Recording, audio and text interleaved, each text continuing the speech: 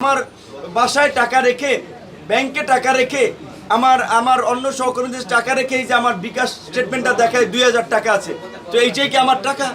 নাহিদ ইসলাম নতুন ছাত্র রাজনৈতিক দলে তিনি যোগদান করবেন, ঠিক আগ মুহূর্তেই তিনি কি করলেন, ওনার ভেরিফাইড ফেসবুক পেজে উনি পোস্ট করে বললেন যে ওনার সম্পদের একটা স্বচ্ছ হিসাব তিনি সারা বাংলাদেশবাসীকে দেখালেন।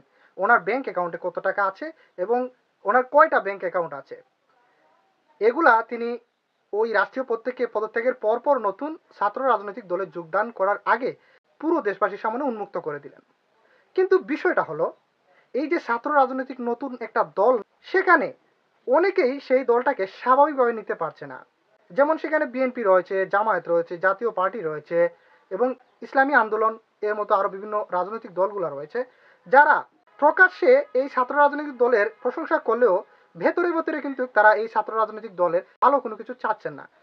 এই দলের কোনো রাজনৈতিক আদর্শ কেউ জানে না, ওরা নিজেরাও জানে না। কি বললো নাহিদ ভাই, সেকেন্ড রিপাবলিকটা কি তুমি বুঝো? যেমন গণ অধিকার পরিষদের ভিপি নূর, তিনি হঠাৎ করেই এই হাত ধুয়ে লেগে পড়লেন নাহিদ ইসলামের উপর।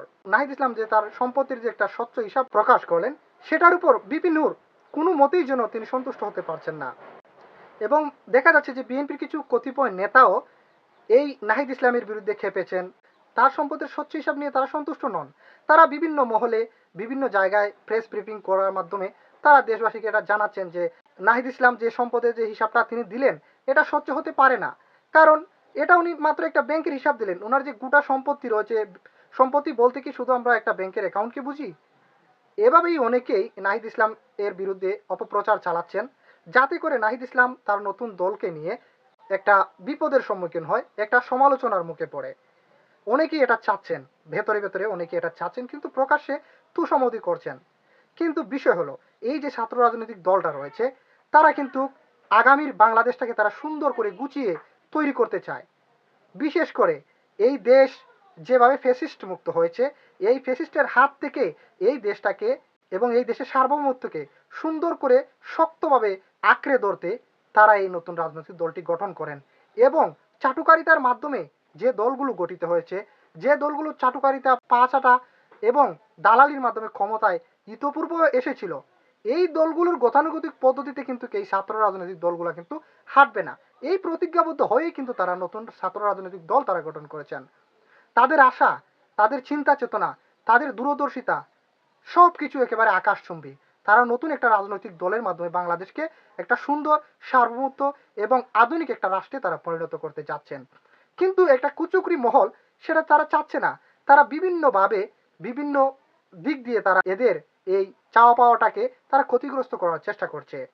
মাঝে মাঝে তারা দেখবেন বিভিন্ন মহলের মাধ্যমে, বিভিন্ন টক শোতে বা বিভিন্ন প্রেস ব্রিফিং এর মাধ্যমে অমুক তমুককে দিয়ে এই ছাত্রদের দলের বিরুদ্ধে বিভিন্ন ধরনের কথাবার্তা বলাচ্ছে।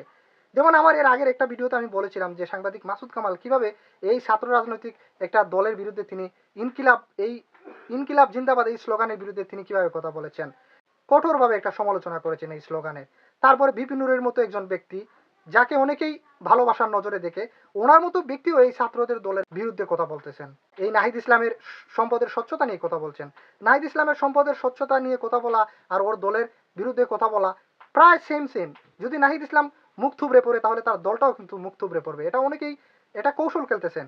সুতরাং যে যাই করেন না কেন, বিএনপি বলেন আর জামাত বলেন বা বিপিনুর বলেন বা ইসলামী আন্দোলন, যে যাই বলেন না কেন, যারা এই ছাত্র আন্দোলনের বিরুদ্ধে গিয়ে, জনগণের স্বার্থের বিরুদ্ধে গিয়ে চক্রান্ত করে দেশটাকে একটা বিপদের সম্মুখীন করার চেষ্টা করছেন, তাদের এই আশা কখনো সফল হবে না। বরং নিজেরা নিজেদের উপর ক্ষতি ডেকে আনা ছাড়া আর কিছুই করতে পারবেন না।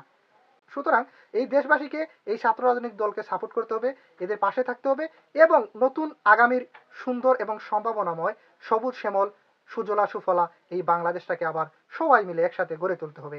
এই উদাত্ত আহ্বান রেখে শেষ করছি। ইনকিলাব জিন্দাবাদ।